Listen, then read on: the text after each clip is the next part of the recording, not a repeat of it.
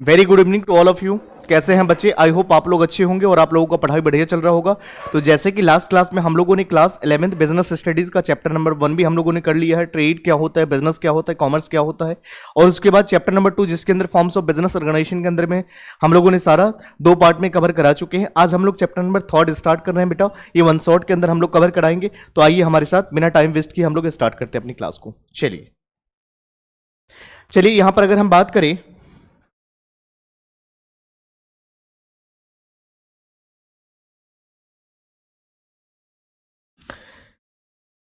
Class 11th business studies, यहां पर हम बात करेंगे चैप्टर नंबर 3 है आपका। चैप्टर नंबर 3 के अंदर हम बात करेंगे प्राइवेट क्या होता है, पब्लिक क्या होता है, और ग्लोबल एंटरप्राइज किसे कहते हैं, इसके बारे में हम लोग जानेंगे। तो आइए, ये चैप्टर आपका है चैप्टर नंबर 3, उसके बाद हम लोग आगे इसमें बात करेंगे। सबसे पहले एक बार हम ओवरव्यू की बात कर लेते हैं कि इस चैप्टर में हम लोग करने वाले क्या है, क्या क्या कंटेंट कवर करेंगे इस चैप्टर के अंदर बच्चे। तो सबसे पहले हम बात करेंगे क्या ओवरव्यू है, एक बार हम जान लेते हैं। सबसे पहले हम इंट्रोडक्शन की बात करेंगे, इंट्रोडक्शन पार्ट को हम कवर करेंगे। उसके बाद हम बात करेंगे प्राइवेट सेक्टर एंटरप्राइजेस क्या होती है। उसके बाद हम बात करेंगे बेटा पब्लिक सेक्टर एंटरप्राइजेस हम किसे बोलते हैं, पब्लिक सेक्टर एंटरप्राइजेस क्या होती है। फिर हम बात करेंगे ग्लोबल एंटरप्राइजेस क्या होती है, ग्लोबल फॉर्म में कैसे आप बिजनेस कर सकते हैं। उसके बाद फीचर्स क्या है इनकी, इनकी मेरिट्स पॉइंट क्या है, और इनके डीमेरिट्स पॉइंट क्या है बेटा, इसके बारे में हम लोग डिस्कस करेंगे। उसके बाद हम बात करेंगे forms of enterprises, forms of enterprises क्या होता है, इसके बारे में हम डिस्कस करेंगे। तो ये सारे के सारे आज के क्लास का जो भी है कंटेंट है। सबसे पहले इंट्रोडक्शन पार्ट को डील करेंगे, फिर प्राइवेट सेक्टर एंटरप्राइजेस क्या होती है, पब्लिक सेक्टर एंटरप्राइजेस क्या होता है, ग्लोबल एंटरप्राइजेस क्या होता है, फीचर्स, मेरिट्स और डिमेरिट्स क्या होता है, और फॉर्म्स ऑफ एंटरप्राइजेस। तो 1 बाय 1 करके डिस्कस करते हैं बच्चे। चलिए, तो सबसे पहले हम बात करेंगे business organisation. What do mean by the term the business organisation. Business organisation का मतलब क्या समझते हैं बेटा, उसके बारे में हम बात करेंगे। सबसे पहले आइए बच्चे, तो हम बात करेंगे डेफिनेशन क्या होता है इसका।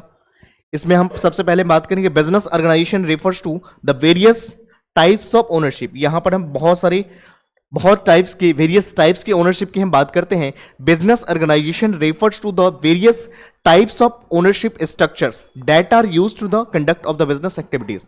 यहां पर जब हम बात करते हैं बेटा बिजनेस ऑर्गेनाइजेशन की, तो यहां पर बहुत सारे हम टाइप की एक्टिविटीज की हम बात करते हैं, ओनरशिप स्ट्रक्चर की बात करते हैं, जिसको यूज किया जाता है किसमें, बिजनेस एक्टिविटीज को करने में। हम इसको क्या बोलते हैं बेटा, बिजनेस ऑर्गेनाइजेशन बोलते हैं, बिजनेस ऑर्गेनाइजेशन हम इसे कहते हैं। ठीक है, तो ओनरशिप यहां पर हम बात करेंगे various types of ownership. Ownership क्या होता है, क्या इसका स्ट्रक्चर होगा, उसके बारे में हम लोग बात करेंगे। आइए, फिर उसके बाद हम बेटा बात करेंगे कि types of business organisation. Business organisation के क्या टाइप्स होते हैं उसके बारे में डिस्कस करेंगे। ऑर्गेनाइजेशन के बिजनेस ऑर्गेनाइजेशन के टाइप्स क्या है, तो सबसे पहले हम बात करेंगे बेटा प्राइवेट सेक्टर एंटरप्राइज क्या होती है। उसके बाद हम बात करेंगे पब्लिक सेक्टर एंटरप्राइज क्या होता है। फिर हम बात करेंगे ग्लोबल एंटरप्राइज क्या होता है, या मल्टीनेशनल कंपनी हम किसे बोलते हैं। हम इसके बारे में हम लोग एक एक करके डिस्कस करते हैं। तो सबसे पहले आइए हम लोग बात करेंगे प्राइवेट सेक्टर एंटरप्राइजेस क्या होता है। बेटा हम लोग बात करेंगे प्राइवेट सेक्टर एंटरप्राइज की। अगर बात करें प्राइवेट सेक्टर एंटरप्राइज की जब हम बात करते हैं, तो इसका डेफिनेशन क्या, प्राइवेट सेक्टर एंटरप्राइज वो सेक्टर एंटरप्राइज होती है which are not a public sector. जो पब्लिक सेक्टर नहीं है वही तो प्राइवेट सेक्टर है। यहां पर प्राइवेट इंडिविजुअल की हम बात करते हैं। तो private sector enterprise are owned, यहां पर इसकी मैनेजमेंट करने का काम, कंट्रोल करने का काम, यहां पर ऑपरेट करने का काम कौन करता है बेटा, प्राइवेट इंडिविजुअल करता है, और group with the main objective of earning profits. इन सभी का ऑब्जेक्टिव क्या होता है बेटा, प्रॉफिट्स कमाने के लिए हम करते हैं, हम इसको बोलते हैं प्राइवेट एंटरप्राइज। प्राइवेट एंटरप्राइज एक ऐसा एक्टिविटीज होता है, एक ऐसा फॉर्म ऑफ बिजनेस होता है जहां पर प्राइवेट एंटरप्राइज इंडिविजुअली ही उसको ऑपरेट कर रहे होते हैं, मैनेज कर रहे होते हैं। तो यहां पर इनकी खुद की कंट्रोलाइजेशन होती है, सारा चीज ऑपरेट करने का काम ये खुद ही करते हैं, और इनका ऑब्जेक्टिव क्या होता है, प्रॉफिट कमाने के लिए करते हैं। तो हम कहते हैं कि प्राइवेट एंटरप्राइज वो एंटरप्राइज होती है जो पब्लिक एंटरप्राइजेज नहीं है, which are not a public enterprises, is called private enterprise. तो चलिए, यहां तक के पॉइंट्स आपको आई होप क्लियर होगा कि private sector enterprises are owned and control and operated by the private individuals. तो यहां पर हम ओन्ड की बात करें, इसके ओनर कौन होते हैं, प्राइवेट एंटरप्राइज ही होते हैं, कंट्रोल भी वही करते हैं, इसको ऑपरेट भी वही करते हैं, सब कुछ वही खुद ही करते हैं, इंडिविजुअली भी करते हैं और ग्रुप्स में भी करते हैं। हम उसको क्या कहते हैं, प्राइवेट सेक्टर एंटरप्राइज बोलते हैं बेटा। चलिए सेकेंड पार्ट में हम बात करेंगे कि इसका फीचर्स क्या है, या फिर क्या मतलब होता है प्राइवेट एंटरप्राइज की। अगर हम बात करें प्राइवेट सेक्टर एंटरप्राइजेस की क्या क्या फीचर्स है, क्या कैरेक्टरिस्टिक्स है बच्चे, उसके बारे में हम डिस्कस करेंगे। सबसे पहले हम बात करते हैं कि features of private sector enterprises. तो सबसे पहले अगर बात करें बेटा तो ओनरशिप बाय इंडिविजुअल, यहां पर क्या होता है, सब कुछ मैनेज करने का काम वो खुद ही कर रहे होते हैं। जैसे कि आप लोगों को मैंने बताया था इकोनॉमिक्स के अंदर बेटा कि 3 टाइप्स ऑफ इकोनॉमी, जहां पर हमने बताया था एक होता सोशलिस्टिक इकोनॉमी, एक होता कैपिटलिस्टिक इकोनॉमी, और एक होता बेटा मिक्स्ड इकोनॉमी। हमने बताया था कि कैपिटलिस्टिक इकोनॉमी एक ऐसा इकोनॉमी होता है जहां पर हम क्या बात करते हैं, जहां पर एक इंडिविजुअल, जहां पर प्राइवेट सेक्टर की हम बात करते हैं, जहां पर प्रॉफिट मैक्सिमाइजेशन के ध्यान दिया जाता है। तो यहां पर प्राइवेट सेक्टर की हम बात कर रहे हैं बेटा, प्राइवेट एंटरप्राइज सेक्टर की बात कर रहे हैं। तो यहां पर ओनरशिप कौन करता है, जो व्यक्तिगत रूप से यहां पर किया जाता है। इसका मोटिव क्या होता है, प्रॉफिट कमाने के मोटिव से कर रहे होते हैं बेटा। उसके बाद इसके पास लिमिटेड गवर्नमेंट इंटरफेरेंस, सरकार की दखल अंदाजी प्राइवेट सेक्टर एंटरप्राइज में बहुत ज्यादा ही कम होती है, रेयर होती है। तो यहां पर सरकार की इंटरफेरेंस नहीं होती है, लिमिटेड होती है। उसके बाद हम बात करते हैं फॉरेन सेक्टर। तो ये सारे के सारे क्या है बेटा, फीचर्स। तो नंबर 1 में क्या है, ओनरशिप बाय इंडिविजुअल्स। यहां पर जो ओनर ओन्ड एंड मैनेजमेंट करने का काम कौन करता है, इंडिविजुअल्स या ग्रुप करते हैं। उसके बाद इसकी प्रॉपर्टी के हम मोटिव की हम बात करते हैं बेटा। उसके बाद हम क्या बात करते हैं, लिमिटेड गवर्नमेंट इंटरफेरेंस, यहां पर सरकार की इंटरफेरेंस बहुत ज्यादा कम होती है। उसके बाद हम बात करते हैं यहां पर फॉरेन सेक्टर की बात करते हैं। तो these are the features and characteristics of private sector enterprises. चलिए बेटा, उसके बाद हम बात करते हैं मेरिट्स ऑफ, क्या मेरिट्स है of private sector enterprises. Private sector enterprises के क्या मेरिट्स होगा, इसके बारे में हम लोग डिस्कस करेंगे। Merits of private sector enterprises. तो सबसे पहले अगर हम बात करें तो यहां पर हम किस चीज की बात करते हैं बेटा, एफिशिएंसी की बात करते हैं, क्या एफिशिएंसी रहेगी। उसके बाद हम बात, क्या इसके गुण हैं, क्या पॉजिटिव एडवांटेजेस पॉइंट है, उसके बारे में बात करेंगे। तो इसकी एफिशिएंसी बहुत ज्यादा होती है। यहां पर अगर बात करें private sector, quick decision making होता है। तो यहां पर क्या होता है, सब कुछ उन्हें खुद करना होता है, मैनेजमेंट भी करना होता है, सब कुछ करना होता है। यहां पर डिसीजन मेकिंग बहुत ज्यादा फास्ट होती है, किसका, प्राइवेट सेक्टर का, क्योंकि इनके किसी के अंडर सरकार की दखल अंदाजी होती नहीं है, सारा डिसीजन मेकिंग खुद करना होता है। तो यहां पर इनकी डिसीजन बहुत ज्यादा फास्ट होती है। प्रॉफिट मोटिव, यहां पर प्राइवेट सेक्टर की अगर बात करें तो इसका ऑब्जेक्टिव क्या है, प्रॉफिट मैक्सिमाइजेशन पे बहुत ज्यादा जोर देते हैं। जो भी काम करते हैं प्रॉफिट के लिए काम करते हैं, इनका ऑब्जेक्टिव क्या होता है, प्रॉफिट मोटिव के लिए होता है। तो ये सारे के सारे फीचर्स है बेटा। इनोवेशंस, ये बहुत ज्यादा रिसर्च करते हैं, आइडियाज निकालते हैं, यहां पर रिसर्च करते हैं, इनोवेशन करते हैं, जिससे कि कुछ भी करेंगे उसका बेनिफिट्स इनको खुद ही मिलता है इन लॉन्ग रन में। तो यहां पर हम किसकी बात करते हैं बेटा, प्राइवेट सेक्टर एंटरप्राइज की। तो यहां पर ये मेरिट्स की बात करें तो सबसे पहले क्या होता है, एफिशिएंसी होता है, कार्य करने की क्षमता इनकी बढ़ जाती है, कोई और रोकने वाला नहीं होता है। यहां पर एफिशिएंसी बढ़ जाती है, यहां पर कोई डिसीजन मेकिंग होती है इनकी। फिर यहां पर प्रॉफिट मोटिव इनका बहुत ज्यादा होता है, कुछ भी करने का ऑब्जेक्टिव प्रॉफिट कमाना होता है। इनोवेशन, तो these are the merits of private sector enterprises. Enterprises बोले तो बेटा बिजनेस ही होता है, एंटरप्राइज प्राइवेट सेक्टर की हम यहां पर बात कर रहे हैं। चलिए नेक्स्ट पॉइंट पे हम आगे बढ़ेंगे। तो यहां पर हम बात करते हैं कि डिमेरिट्स ऑफ प्राइवेट सेक्टर, क्या क्या इसके डिमेरिट्स पॉइंट क्या क्या हो सकते हैं, उसके बारे में बात करेंगे बेटा। Demerits of private sector enterprise, private sector enterprise का डिमेरिट्स पॉइंट क्या क्या होगा उसके बारे में बात करेंगे। तो सबसे पहला प्रॉफिट ओवर वेलफेयर। भाई साहब यहां पर क्या होता है, इन प्रॉफिट ओवर वेलफेयर, यहां पर वेलफेयर पे इनका ध्यान नहीं होता है। जैसे मैंने बताया था कि सोशलिस्टिक इकोनॉमी, जहां पर सरकार का नजर किस पे होता है, वेलफेयर पे ध्यान देते हैं।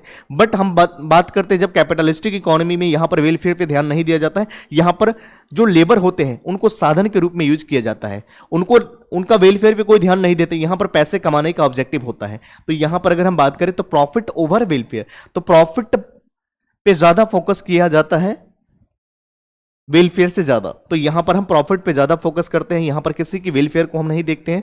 यहां पर प्राइवेट एंटरप्राइज का ऑब्जेक्टिव होता है कि कैसे हम, कोई लेबर है हमारे पास या वो काम कर रहा है तो हम उनसे कितना ज्यादा काम करा सकते हैं, वो हमारा यहां पर ऑब्जेक्टिव होता है। अगर हम बात करें प्राइवेट एंटरप्राइज के अंदर मोनोपोलिस्टिक टेंडेंसीज, यहां पर उसका टेंडेंसीज कैसा होता है, मोनोपोलिस्टिक होता है। वो मोनोपोली क्रिएट करना चाहते हैं, वो सब कुछ क्या चाहते हैं, खुद ही कर सके। यहां पर क्या होता है, मोनोपोलिस्टिक टेंडेंसी बहुत ज्यादा बढ़ जाता है, उनका मोनोपोली होता है। रिस्क ऑफ बैंकरप्सी, तो यहां पर रिस्क बहुत ज्यादा, जो भी रिस्क होगा, जो भी नुकसान होगा, तो ये सब कुछ किसको डील करना पड़ेगा? तो यहां पर जो प्राइवेट एंटरप्राइजेस है सभी चीज यही देखेंगे इसको यहां पे। तो demerits of private sector enterprises की अगर बात करें तो ओवर प्रॉफिट ओवर वेलफेयर, उसके बाद हम बात करते हैं मोनोपोलिस्टिक टेंडेंसी की हम बात करते हैं, फिर रिस्क ऑफ बैंक रफ्सी की बात करते हैं। तो these are the demerits of private sector enterprise. तो बेटा जी हम लोग अभी प्राइवेट सेक्टर की हम बात कर रहे हैं। तो प्राइवेट सेक्टर के बारे में हमने फीचर्स भी करा, मेरिट पॉइंट क्या होगा उसके बारे में डिस्कस करा, फिर हमने करा डिमेरिट्स पॉइंट क्या है। सबसे पहले क्या है? Profit over welfare. तो यहां पर वेलफेयर पे ज्यादा ध्यान नहीं दिया जाता है रेदर देन प्रॉफिट्स। यहां पर मोनोपोलिस्टिक टेंडेंसी होता है। प्राइवेट एंटरप्राइज की अगर हम बात करें तो उनका माइंडसेट क्या होता है? मोनोपोलिस्टिक, यहां पर मोनोपोली क्रिएट करते हैं ज्यादा। यहां पर क्या होता है?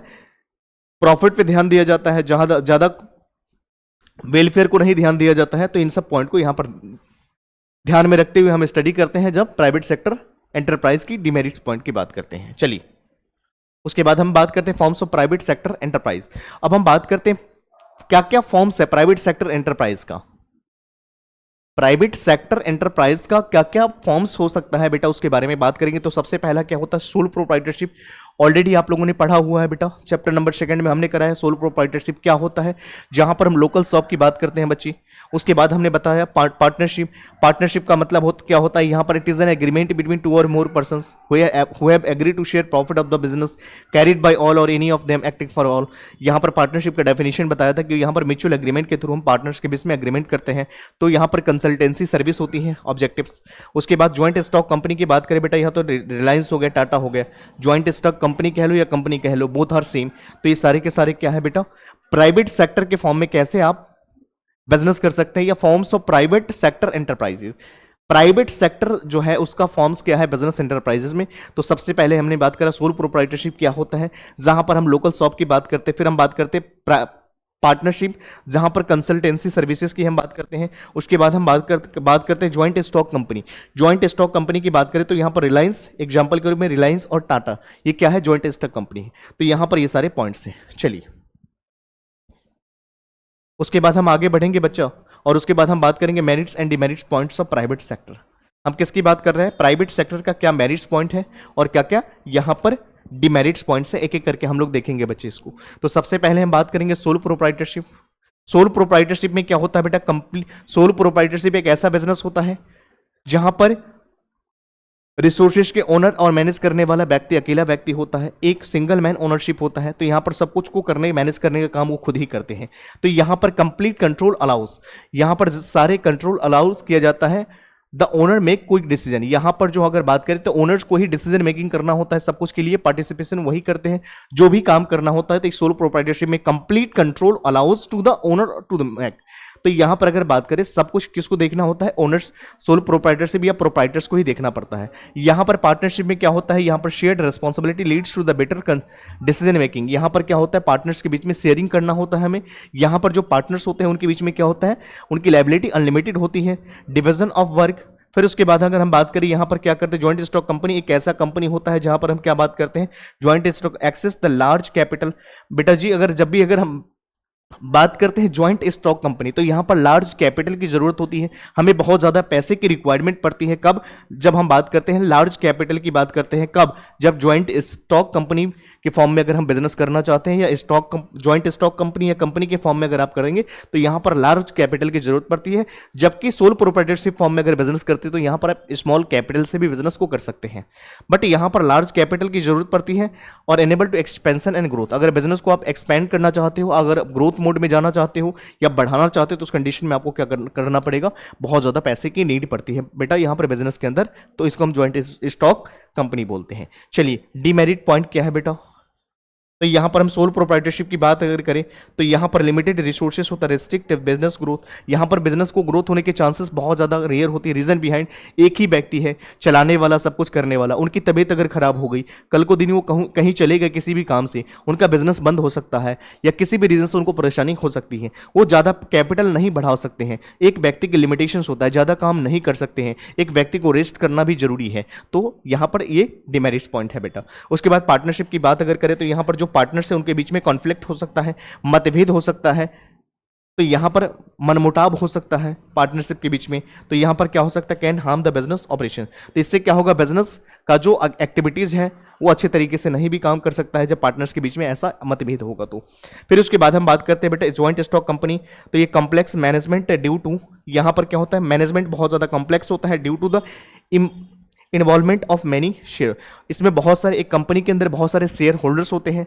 तो यहां पर अगर हम बात करें तो शेयर होल्डर्स होते हैं, तो यहां पर क्या होता है, मैनेजमेंट बहुत ज्यादा कॉम्प्लेक्स होती है, यहां पर डिफिकल्टीज होती है, तो इस वजह से ये परेशानी यहां पर इनको झेलना पड़ सकता है। तो these are the demerits of private sector enterprises. ठीक है बेटा, चलिए अब हम लोग नेक्स्ट पॉइंट पे आगे बढ़ेंगे। उसके बाद हम लोग बात करेंगे बेटा पब्लिक सेक्टर एंटरप्राइजेस। हम लोगों ने अभी क्या करा, प्राइवेट सेक्टर एंटरप्राइजेस के बारे में हम लोगों ने डिस्कस करा। अब हम लोग बात कर रहे हैं कि पब्लिक सेक्टर एंटरप्राइजेस क्या होता है, उसके बारे में हम लोग डिस्कस करेंगे बेटा। तो पब्लिक सेक्टर एंटरप्राइजेस क्या होता है, डेफिनेशन की बात करें तो पब्लिक सेक्टर एक ऐसा सेक्टर होता है, देखो प्राइवेट सेक्टर के अंदर मैंने बताया प्राइवेट सेक्टर एक ऐसा सेक्टर होता है which are not a public sector, but public sector के अंदर अगर हम बताएं तो पब्लिक सेक्टर ऑर्गेनाइजेशन या enterprise are those types of organisation या बिजनेस या फॉर्म्स ऑफ ऑर्गेनाइजेशन जो प्राइवेट सेक्टर नहीं है वही तो पब्लिक सेक्टर है। चलिए यहां पर बात करते हैं public sector enterprises are owned. यहां पर ओन्ड की बात करें बेटा जी, यहां पर ऑपरेटेड की बात करें bye the government. Simply words में ये समझो कि पब्लिक एंटरप्राइजेस एक ऐसा एंटरप्राइजेस होता है, इस तरह के एंटरप्राइजेस होते हैं जहां पर सरकार की इंटरफेरेंस होती है, सरकार इसको रेगुलेट करती है। हम उसको क्या बोलते हैं बेटा, पब्लिक सेक्टर एंटरप्राइजेस की हम यहां पर बात करते हैं।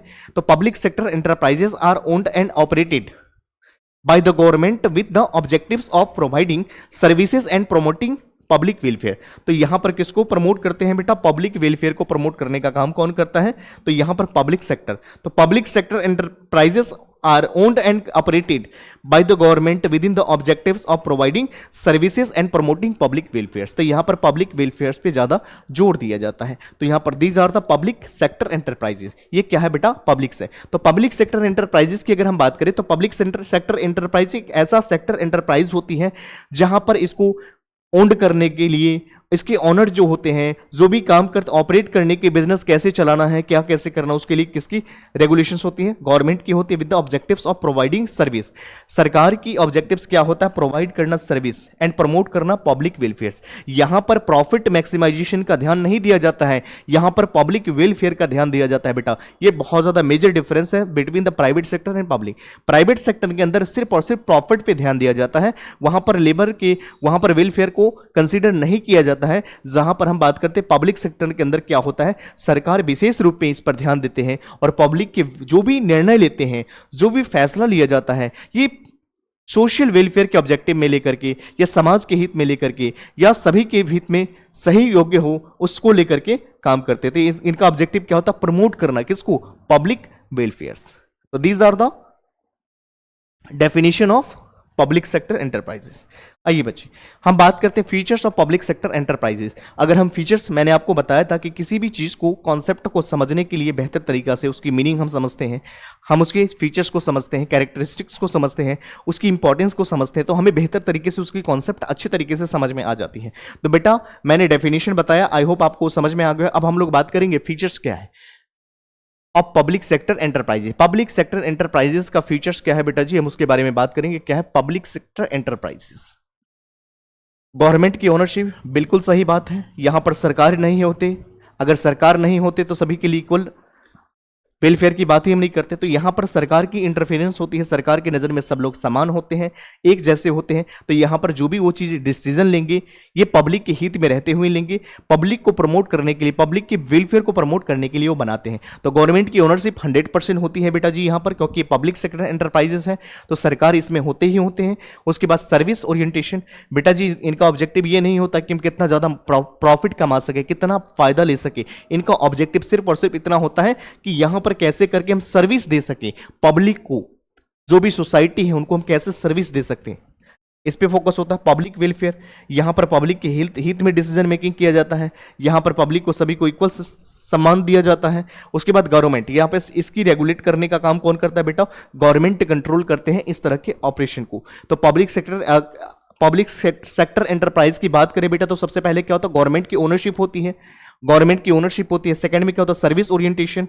उसके बाद हम बात करते हैं पब्लिक वेलफेयर। उसके बाद हम बात करते हैं गवर्नमेंट की कंट्रोल। तो these are the features and characteristics of public sector enterprises. I hope यहां तक के पॉइंट्स बच्चे आप लोगों को क्लियर हो गया होगा। हम लोग आगे बढ़ सकते हैं बच्चे, चलिए। उसके बाद हम बात करेंगे merits of public sector enterprises. क्या क्या मेरिट्स है पब्लिक सेक्टर एंटरप्राइजेस का, मेरिट्स को समझिए। तो पब्लिक वेलफेयर पे ज्यादा जोर दिया जाता है, यहां पर पब्लिक की हित में लेकर के डिसीजन मेकिंग किया जाता है, पब्लिक को बहुत ज्यादा यहां पर सहयोग होता है, हेल्प होता है। यहां पर एम्प्लॉयज जनरेशन, यहां पर क्या होता है, एम्प्लॉयमेंट जनरेशन। यहां पर जो एम्प्लॉयज होते हैं उनको क्या करते हैं हम, यहां पर सरकार जो होते हैं बहुत ज्यादा एम्प्लॉयमेंट क्रिएट करना चाहते हैं, सभी को रोजगार देना चाहते हैं, सभी बेरोजगार कोई नहीं रहेंगे, सभी को अपने अपने स्किल्स के अकॉर्डिंग क्या करते हैं, सरकार रोजगार निकालते हैं, एम्प्लॉयमेंट निकालते हैं। और वहां से क्या होता है, सरकार का ऑब्जेक्टिव होता है कि हर एक व्यक्ति क्या बने, रोजगार प्राप्त कर सके। तो एम्प्लॉयमेंट जनरेशन करने का काम किसका होता है, सरकार का। तो सरकार इन चीजों पर फोकस करते हैं। उसके बाद बैलेंस रीजनल डेवलपमेंट, रीजनल जो डेवलपमेंट है उसको बैलेंस करने का काम करते हैं, उसको इक्वल करने का काम करते हैं। इंफ्रास्ट्रक्चर कैसे डेवलप किया जाए, किस सेक्टर में पैसे की रिक्वायरमेंट है, कौन सी सेक्टर वीक है उस सेक्टर पे फोकस किया जाए। कहां जैसे सरकार कुछ टैक्स, सरकार का major source of revenue tax से होती है, tax is a major source of revenue of government.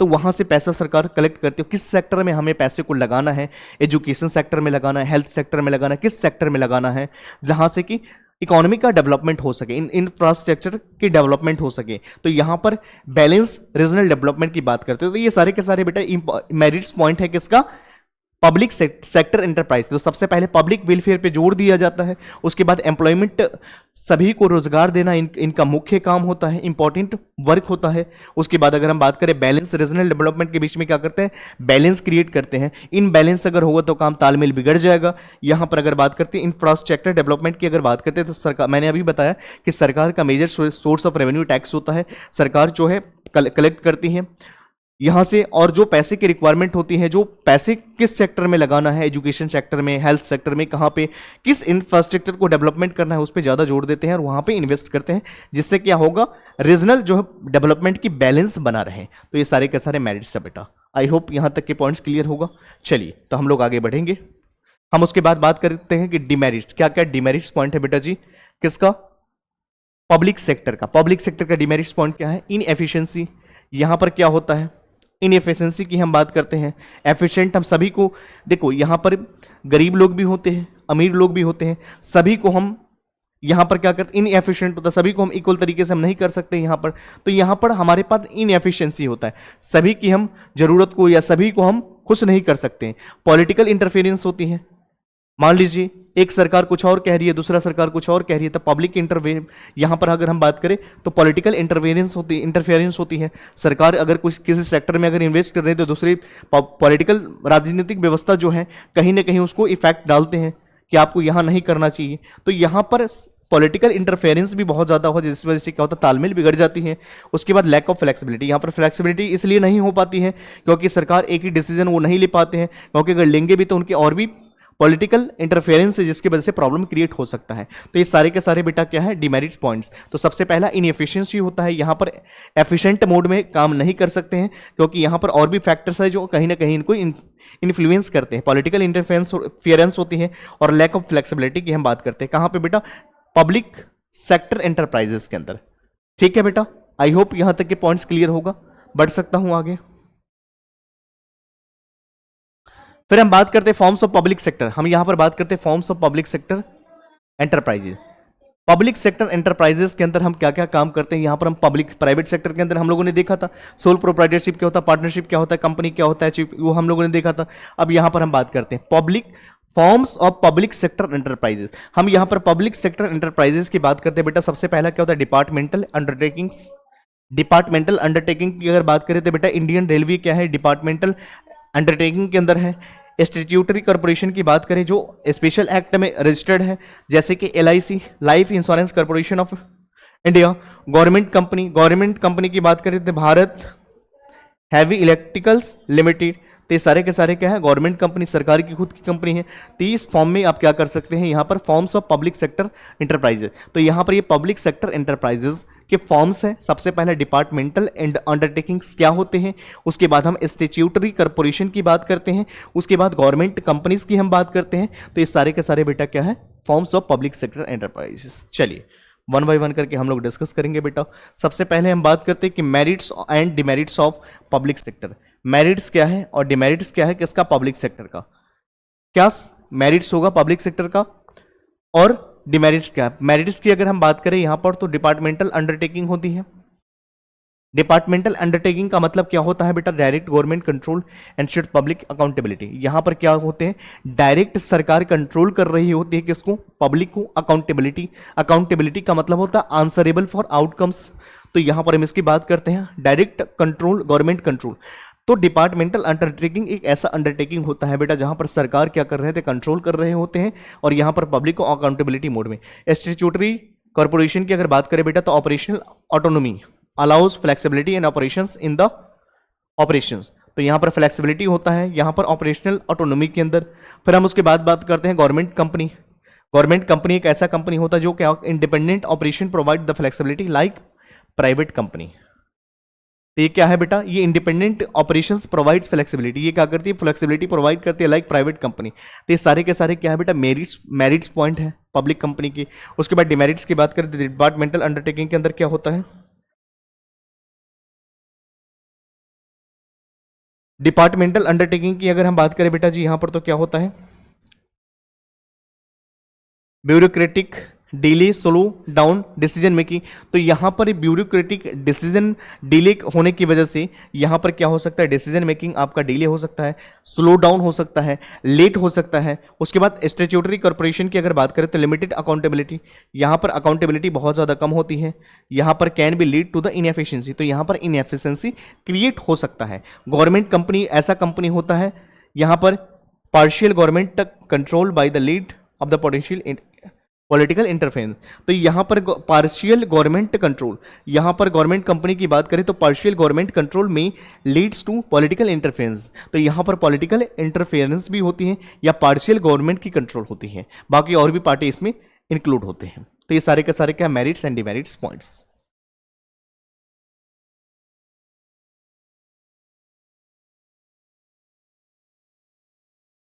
चलिए बेटा अब हम लोग बात करते हैं ग्लोबल कंपनीज एंटरप्राइज क्या होता है, what do you mean by the term global. नाम क्या है इसका, बहुत बड़ा है ग्लोबल। ग्लोबल का मतलब क्या होता है उसके बारे में हम बात करेंगे। तो सबसे पहले बात करते हैं ग्लोबल एंटरप्राइज की डेफिनेशन क्या होता है बेटा जी, उसके बारे में हम बात करेंगे। तो global enterprises are a multinational. तो यहां पर ग्लोबल एंटरप्राइजेस एक ऐसा ऑर्गेनाइजेशन होता है जो multinational corporations that operate in a multiple countries. इस ग्लोबल बिजनेस की अगर बात करें तो इस बिजनेस का बहुत सारा क्या होता है, ब्रांचेस होती हैं और जगह पर होते हैं, मल्टीनेशनल कंपनी कहते हैं। तो global enterprises are multinational corporation that operate multiple countries. ये बहुत सारे कंट्रीज में क्या करते हैं, अपने बिजनेस को ऑपरेट कर रहे होते हैं, leveraging economic of scale and advance technology. तो इनकी टेक्नोलॉजी बहुत ज्यादा एडवांस होती है, इसीलिए तो बहुत ज्यादा एरिया में फैले हुए हैं। तो global enterprises are multinational corporations that operate in a multiple countries leveraging economics of scale and advance technology. तो हम इसको क्या बोलते हैं बेटा, हम इसको बोलते हैं ग्लोबल कंपनीज, हम इसको बोलते हैं ग्लोबल एंटरप्राइज।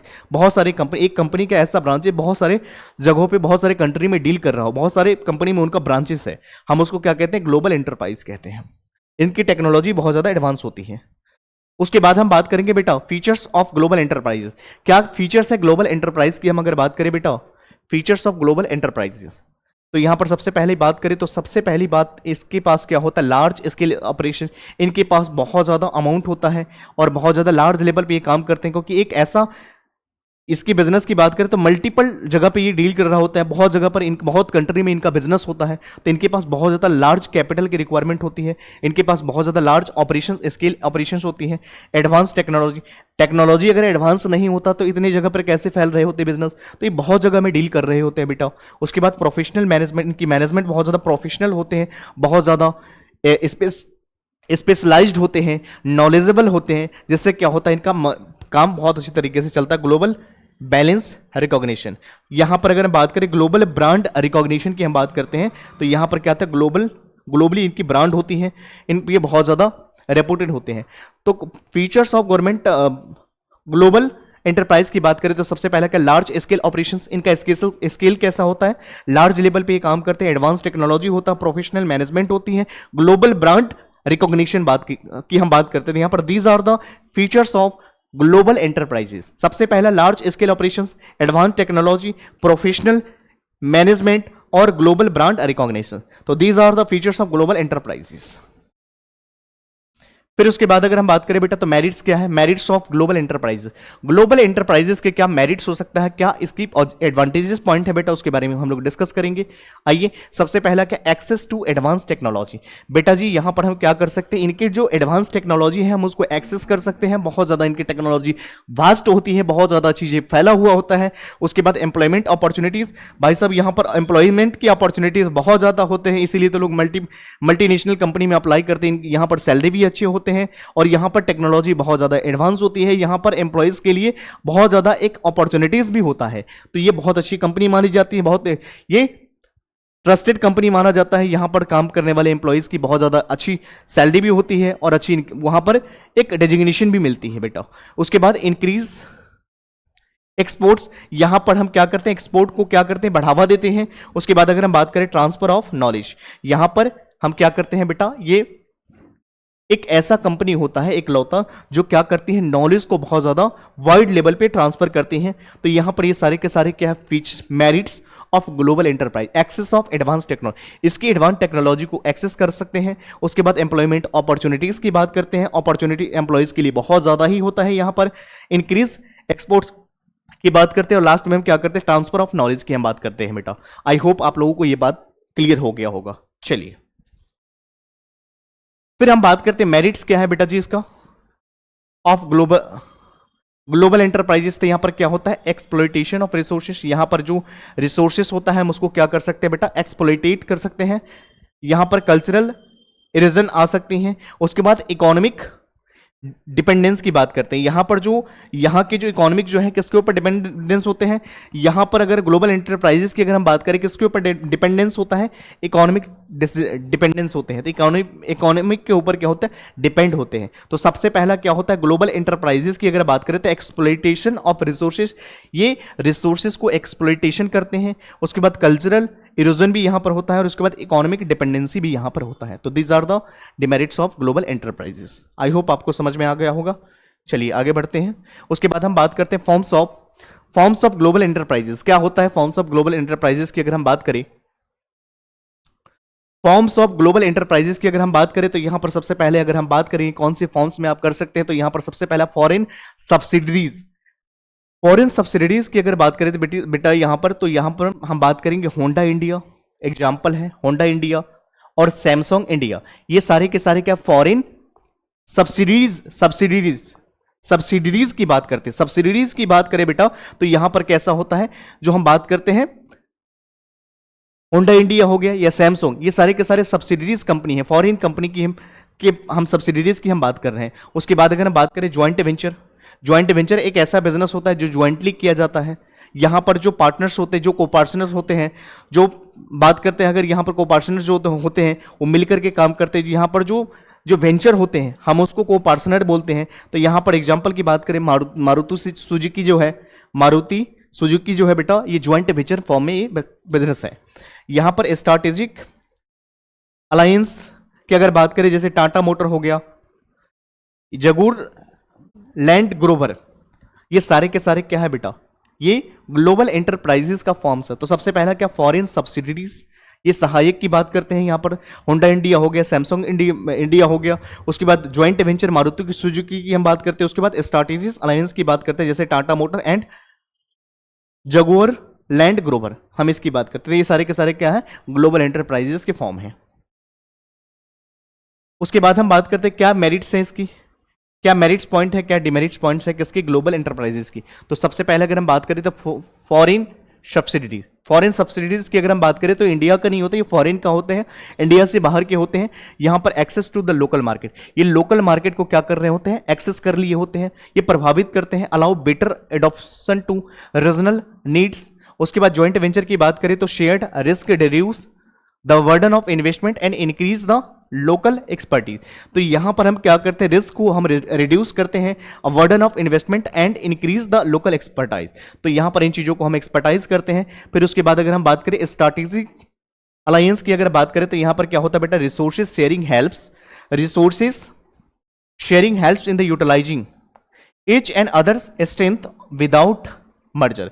तो यहां पर अगर हम बात करें तो यहां पर क्या करते हैं बेटा, रिसोर्सेज की हम क्या करते हैं, शेयरिंग करते हैं, help in the utilizing each and other strength and without merger. यहां पर मर्ज हम नहीं करते हैं, बिना मर्ज किए हम यहां पर यूटिलाइज करते हैं इसके स्ट्रेंथ को। तो ये सारे के सारे मेरिट्स है बेटा। सबसे पहला हमने बात करा फॉरेन सब्सिडीज का क्या होगा, उसके बाद ज्वाइंट वेंचर के बारे में हमने बात करा, उसके बाद हमने बात करा कि यहां पर लोकल स्ट्रैटेजिक अलायंसेस क्या होती हैं उसके बारे में हमने बात करा। फिर हम इसकी डिमेरिट्स पॉइंट की बात करते हैं बेटा।